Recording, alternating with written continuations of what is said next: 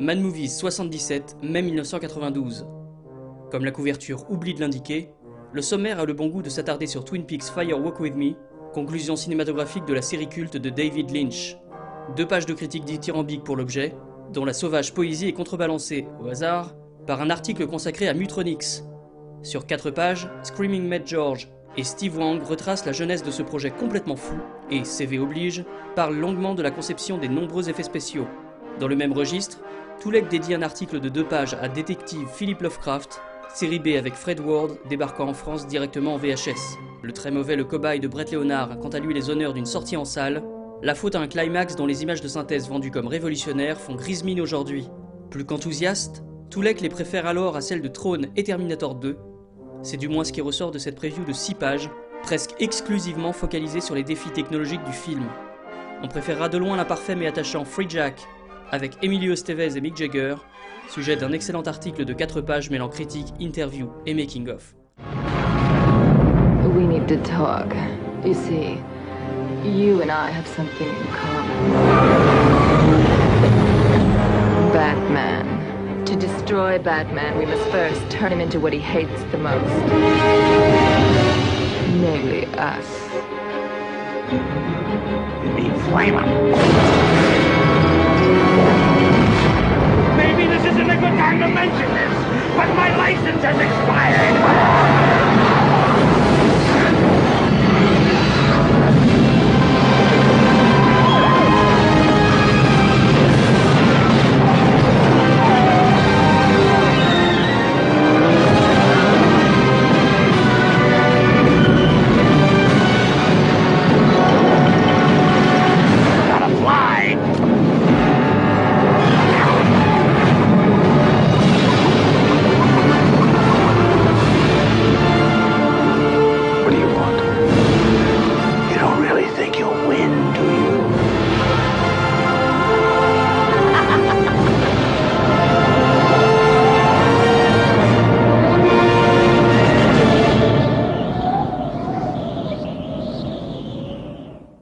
Batman Returns, 2 mois avant sa sortie française, n'a pas encore été traduit en Batman le défi. Loin d'avoir été tendre avec le premier épisode de Tim Burton, mais depuis largement séduite par Édouard aux mains d'argent, la Mad Team annonce sur 4 pages un choc cinéphilique imminent. Les propos rapportés de Burton et de l'équipe annoncent une liberté artistique absolue, une approche plus expressionniste de Gotham, un retour surprenant de la Batmobile, un hommage à Lon Chaney via le personnage du Pingouin, et surtout la naissance d'une vraie icône féminine avec la Catwoman de Michelle Pfeiffer. Des promesses qui ne sont que la partie émergée de l'iceberg, comme l'expliquera la critique du numéro 78. Autre grosse avant-première au programme de ce numéro 77, les 4 pages consacrées à Alien 3 reviennent évidemment sur la participation de Renny Harlin, David Towie et Vincent Ward au projet, avant que ces rênes ne soient confiées au clipper David Fincher. Making-of détaillé également pour Universal Soldier, premier film hollywoodien de l'allemand Roland Emmerich, responsable avant ça des absurdes Joey et Moon 44, et dont l'isobar avec Stallone et des effets spéciaux de Rick Baker vient tout juste de tomber à l'eau. On apprend ici beaucoup de choses sur la pré-production et le tournage, la rédaction n'ayant pas encore eu la chance de juger sur pièce, cette série B somme toute assez sympathique. La Mad Team prend le temps, en revanche, de défendre l'excellent Time Bomb avec Michael Biehn, en donnant la parole à son réalisateur Avi Nesher sur 2 pages. Suivent 4 pages sur les chroniques du jeune Indiana Jones, événement télévisuel bientôt diffusé en journée sur TF1.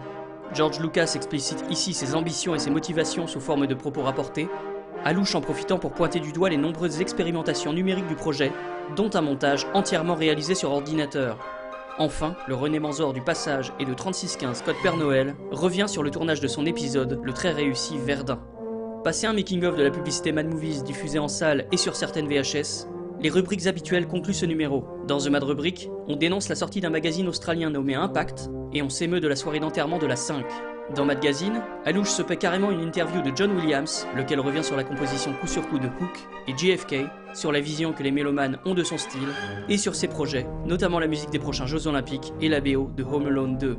Dans l'événement du Jedi, Guinbert retrace une semaine de travail surréaliste, entre animation autour de Hook au jardin d'acclimatation, et projection de presse de Batman Returns annulée au dernier moment pour cause de bobines introuvables.